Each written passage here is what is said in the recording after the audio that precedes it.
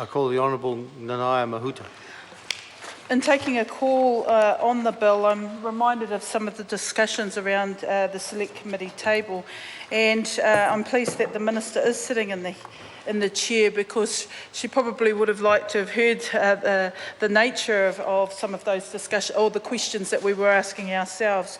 One of the things that came up is with regards to the review that was undertaken, and whether or not it was broad enough to actually address the submission of having the Māori families, all the Māori families represented on the board. We kind of wondered why that hadn't been addressed in the previous review. Did it come up at all?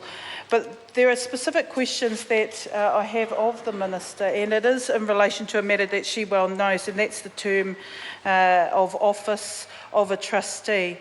Now, the point was made very well by my colleague Penny Henare when he said the issue of succession becomes a particular matter when we think about a legacy board such as this.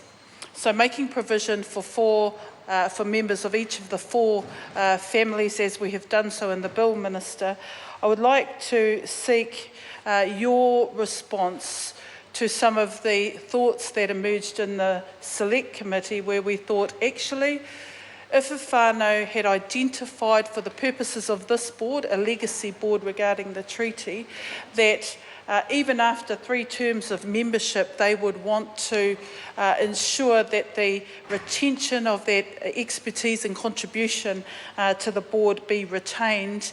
Would there be scope for that to happen? And I say this in a very serious manner, in that you only need to look at many marae throughout the country, and out of necessity, the need to bring forward younger people to represent on the marae committee, on the trust, as a trustee, and perhaps to such positions such as this, and you're actually finding a younger generation coming through. And if you're going to look at succession, you would want to try and retain that type of contribution, because in some instances, whānau have to kind of dive quite deep into a younger generation. So there's one question there.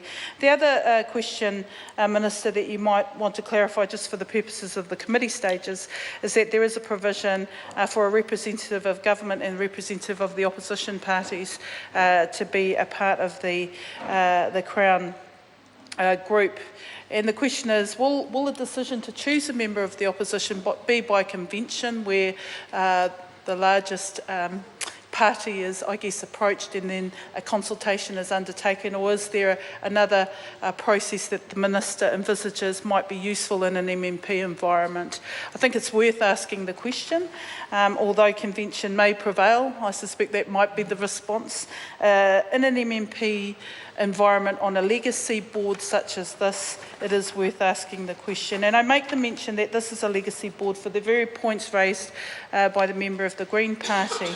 This ultimately is about a trust that oversees a very important place of national significance for the country.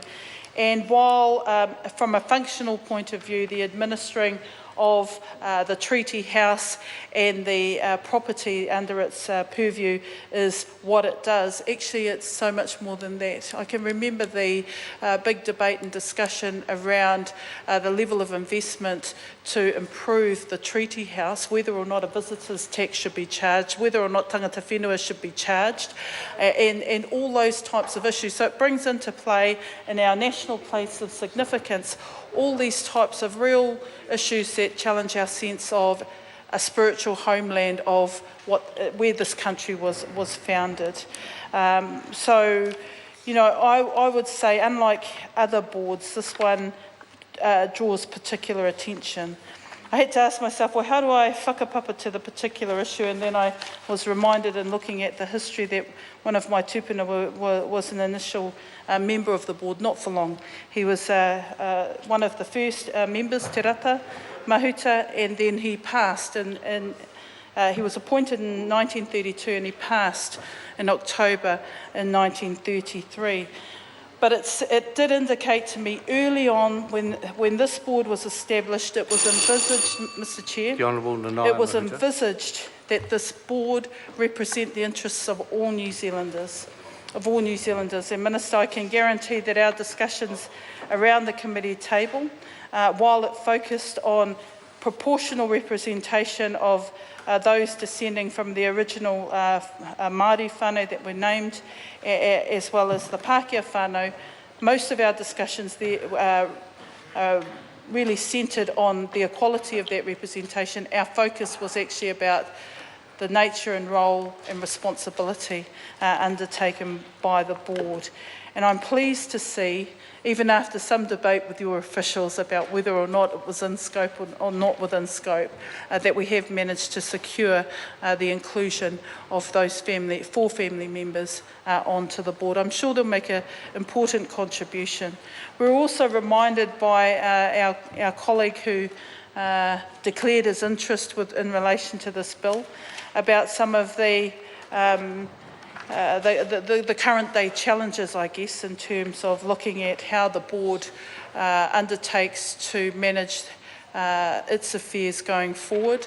It brought up a question, certainly in my mind, which I pursued with the officials around the lands and the estates that were transferred not to be made available for treaty settlement purposes, that they should remain under the original purpose and intent and the spirit of the gift of the Bledisloe family. We were assured through advisors that would indeed be the case, and I see that the Minister is nodding his head to give absolute assurance in that. In terms of modernising the legislation, there were some antiquated kind of references in the bill, and you couldn't help but laugh. One of the references was pay the actual locomotion expenses incurred and dispersed by any member of the board. Well, you know, paying reasonable travel costs is what it is now, and that makes absolute sense. We look forward to what I understand to be a broader review that may be undertaken with the Trust Board in conjunction with the Trust Board. We look forward to hearing some of the plans that the Trust Board intends to undertake on our behalf as a nation, and how it reflects our national place of significance, the Treaty House, the treaty grounds, to educate New Zealanders and those visitors coming here to our country. There are kind of must-see sites that people have in their mind when they come to New Zealand. I'd like to think Waikato is one of them, but I suspect they bypass us for Rotorua to some degree, and then they shoot straight up north. That said, that is why this bill is so important, because the role that the Trust Board is undertaking on our behalf to reflect the place of national significance, the place where the treaty was signed and should reside one day, can be a positive statement for us all. So, lastly, Minister, if you might, if I could urge you to take a bit of a call on those two particular matters in terms of how the opposition parties might decide on the representative, if you had thoughts there, or will it be by convention? And then in terms of the issue of succession, that's been raised a couple of times by members on our side of the House.